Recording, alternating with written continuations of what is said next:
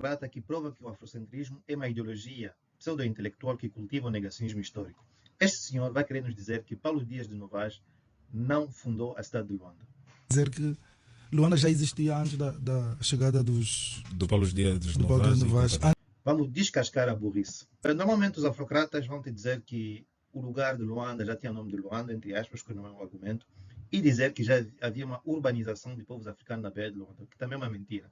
Mas o senhor nos traz uma novidade, que é dizer que Luanda era uma localidade do Reino do Congo, que então Luanda já existia, mas em Luanda não viviam pessoas, o que não faz sentido. Luanda já existia, pertencia ao antigo Reino do Congo. Em Luanda não vivia ninguém. Como é que você pode ter uma cidade sem habitantes? Então é o seguinte, primeiro, os portugueses em seus mapas e em seus relatos não falam de nenhuma mbanza no lugar onde você tem Luanda hoje. Falam de uma ilha, na ilha de Luanda, de uma aldeia na ilha de Luanda, que eles chamavam de Ilha dos Cabritos, uma ilha onde você tinha um soba que prestava homenagem ao Reino do Congo e onde se coletava zimbos, buzios.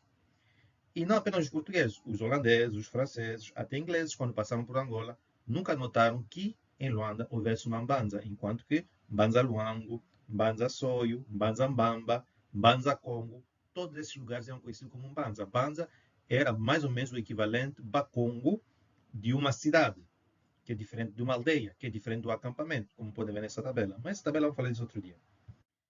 Continuando. Então, o senhor aqui está a fazer confusão entre a ilha de Luanda, onde você tinha uma aldeia habitada já naquela altura, e a cidade de Luanda, que é um conceito que foi criado pelos portugueses. Mas vamos continuar porque piora a coisa. A esse espaço administrativo, geográfico, era simplesmente a corte real, que saía de Mbanza Congo, vinha aqui pegar as moedas, Nzimbo, e levava para a capital política do reino, para contar Ok, essa viagem da corte real do Congo até a ilha de Luanda para pegar o Zimbo é totalmente fantasiosa. Não é necessário. O reino do Congo tem um representante local, que é vassalo de outro representante do rei. Então, é simplesmente mandar uma caravana levar a mercadoria até Mbanza Congo ou as outras províncias. Por que o rei tem que vir pessoalmente pegar o Zimbo? Não faz nenhum sentido. E, aliás, a ilha não era povoada apenas de uma povo. É o seguinte, o que é que define uma cidade? O que é que define a cidade de Luanda? O que é que define a cidade do Sumbo? O que é que define a cidade de Lubango? Obviamente, uma cidade é definida por 4 fatores. O espaço geográfico, as pessoas, a relação desse espaço com o campo, né, com a geografia local, e a relação com o mundo, que é a geografia longínqua. Então, o que é que define a cidade de Luanda? Obviamente, é uma cidade que começou no Morro da Fortaleza, depois passou para o Morro da Cidade Alta, nos anos 1620, depois desceu para a Baixa de Luanda, e onde depois foi nascer a Marginal de Luanda, se bem que inicialmente a Marginal não era essa que nós tínhamos, porque a cidade estava voltada ao lado dos morros, e a própria ilha de Luanda só foi ligada à cidade de Luanda em 1950, quando se construiu uma ponte. E mesmo os portugueses, quando ocuparam inicialmente Luanda, ou criaram Luanda em 1576, eles não ocuparam diretamente a ilha de Luanda. A ilha de Luanda só saiu da soberania do Reino do Congo por volta dos anos 1620. E obviamente que as pessoas são diferentes. Luanda não tinha agricultura. Você vê, por exemplo, é diferente de Mbanza Congo. Mbanza Congo é uma planície sobre um morro, é povoada por bacongos, tem uma agricultura intensa, é uma capital de províncias de um reino. Luanda era um centro comercial intercontinental e de caravanas regionais. A aldeia da ilha de Luanda não é nenhuma dessas coisas. A aldeia da ilha de Luanda era apenas na ilha de Luanda, era povoada por ambundos e bacongos, fazia-se pesca e recolha de zimbo, não tinha agricultura, né? Ou seja, são conceitos totalmente diferentes. Ele está a confundir a aldeia da ilha de Luanda, que existiu, com uma suposta cidade de Luanda na costa que não existia na altura. Mas continuamos, que pior. Ok, o que é que ela vai dizer dessa vez? Luanda pertencia ao grupo etnolinguístico, ou pertence ao grupo etnolinguístico, não, Quimbondo não, os Bakongo. Felizmente os Bakongo. Ok, essa parte é muito interessante, porque primeiro, é diferente você dizer que Luanda pertencia aos Bacongos e, na mesma frase, dizer, olha, e ainda pertence aos Bacongos. É como se os territórios fossem eternamente de um povo. Não. Os territórios mudam, porque você está a pegar um conceito de soberania moderna, em que vocês têm estados, agora os estados westfalianos, que têm fronteiras fixas, que não podem mudar. Estás a aplicar esse conceito a povos dos anos 1600, que tinham um conceito mais flexível. era o território de um povo, aquele lugar onde o povo vive, de modo geral. E depois tens o conceito de soberania do Reino do Congo, que faz parte do Reino do Congo, aqueles povos que prestam homenagem ao Reino do Congo. Ou seja, você tinha territórios que eram povoados por bacongos, mas que esses bacongos não faziam parte, não reconheciam a autoridade do Reino do Congo, e por isso não era um território do Reino do Congo. Então, falar de, entre aspas, zona etnolinguística bacongo não faz nenhum sentido. E dizer que hoje Luanda pertence aos bacongos é uma generalização que revela o irredentismo tribalista desse senhor, ou talvez melhor, etnocêntrico, né?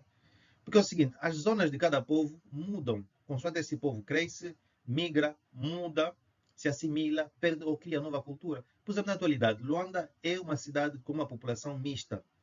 E, aliás, uma população que já criou a sua própria identidade angolana. Então, você dizer que esta identidade desse povo não é legítima porque 1600 e tal, Luanda, entre aspas, que ele está errado, fazia parte do Reino do Congo, isso é próprio dos afrocratas. Eles não estão interessados com realidade, apenas com discurso de caráter, discurso de ódio. Nesse caso, ódio tribalista. Porque ela te diz, felizmente pertence aos bacongos. Não que pertencia, ainda hoje pertence aos bacongos, felizmente. Ou seja, isso mostra claramente o discurso tribalista. Porque o tribalismo é a preferência pela pessoa da mesma tribo em detrimento das outras tribos, dos outros povos e acima até da própria verdade histórica. Se o tribalista precisar se sentir bem, ele muda a história para ele se sentir bem. Aqui ele vai dizer o seguinte, né? Porque se pertencer ao Reino do Congo, não poderia pertencer ao mesmo tempo a um Dongo. Ok, aqui ele mostra que ele não conhece os factos da história. Porque é o seguinte, primeiro, o Reino do Congo era, sim, obviamente que a ilha de Luanda fazia parte do Reino do Congo. Mas o Reino do Congo não precisava ter a Baía de Luanda para ter autoridade sobre a ilha de Luanda, porque ele tinha um poder imperial. Bastava o Reino do Dongo reconhecer a sua autoridade e ele ia lhe obrigar a não se meter nos assuntos da ilha de Luanda, que depende do Reino do Congo. O erro aqui é ele transformar o Reino do Congo num suposto Estado Nacional dos Bacongos, que não era isso, era uma estrutura imperial. E você vê que, apesar dos portugueses terem fundado a cidade de Luanda em 1576, o Reino do Congo só vai perder soberania sobre a ilha de Luanda em 1620. Ou seja, ter Luanda, a cidade de Luanda, perto da ilha de Luanda, não causou a perda de soberania. O Reino do Congo podia admitir ter outra potência, outro reino na costa, desde que seus interesses na ilha fossem respeitados. Mas a burrice continua e não para, porque esse senhor vai dizer... Os holandeses também tentaram ocupar Luanda. Só que os portugueses conseguiram vencer por causa da ajuda, da estratégia militar também. Então, e já estavam instalados em pontos estratégicos, como é sim, o Forte. O Forte. Reza a história que muitos navios holandeses e de outras origens foram exatamente bombardeados e afundaram aqui ao largo da Bahia. Da Bahia, sim. Porque, do ponto de vista militar, na altura, Portugal estava muito ligado à Espanha. Não. Portugal estava, naquela altura, em uma guerra de independência contra a Espanha. Não há nenhuma história que reza que houve na Baía de Luanda uma batalha naval. As duas batalhas de Luanda, para os holandeses conquistarem e para perder, aconteceram em terra, porque as tropas desembarcaram, depois foram tomar de assalto a fortaleza de Luanda. Segundo, que estratégia militar? Estava o problema do afrocentismo. É que eles estão numa vibe em que eles os holandeses não também tentaram ocupar Luanda. Os factos concretos da história. Só que os portugueses conseguiram vencer por causa da ajuda, da estratégia militar também. Então, e já estavam instalados em pontos estratégicos, como é sim, o Forte. Reza a história que muitos navios holandeses e de outras origens foram exatamente bombardeados e afundaram aqui ao largo da Bahia. Da Bahia, sim. Então ele ataca uma cidade. Do ponto de vista militar, na altura, Portugal estava muito ligado à Espanha. Quando ele diz que os portugueses tinham, entre aspas, o forte. Que forte? Ele está falando do forte de Luanda? Não, o forte que os portugueses tinham era o forte de Massangano. E por terem Massangano, sempre mantinham os holandeses na posição de desequilíbrio. Então, a lição aqui é o seguinte. O problema do afrocentrismo é que eles não têm um discurso histórico. Porque o discurso histórico é na base da verdade. Eles têm um discurso ideológico e de exaltação étnica. É um discurso de exaltação étnica ou tribal. Então, eles estão pouco se importando com os factos. E eles não conhecem nem sequer os factos básicos das coisas que eles falam. E é uma vergonha que a MFM, sendo uma rádio, vai entreter esse senhor em uma entrevista, espalhando histórias falsas, propaganda e ideologia a milhares de pessoas. É esta a educação que nós queremos dar ao povo angolano, na base de mentiras? Não. Por isso, temos que todos que combater o afrocentrismo, porque é uma ideologia que emburrece o angolano.